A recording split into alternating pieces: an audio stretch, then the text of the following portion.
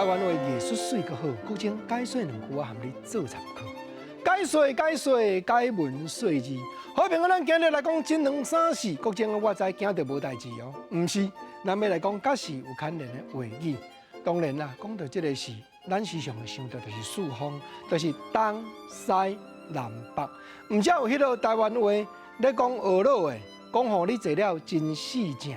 咱来甲解说，来甲理解，相信就是讲东西南北前身后壁看过来，每一个角度拢讲无外错，拢讲安尼坐甲停停，安尼叫做死正。这叫做学老的话。啊，若批评的咧，批评咱定嘛来看迄个爸仔母咧嘛幼囡仔，讲你佚佗物啊咧黑白拼，拼甲真死线，对啦。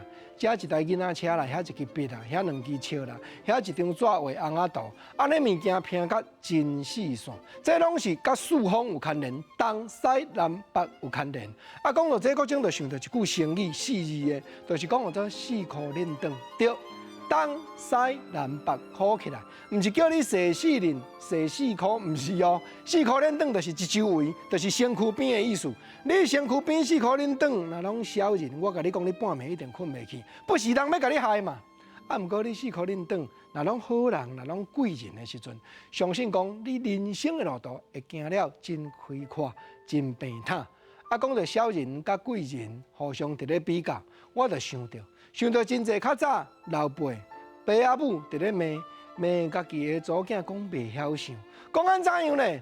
讲吼红灯四桥甲你讲你毋去，搭皮仔筋对人走，对。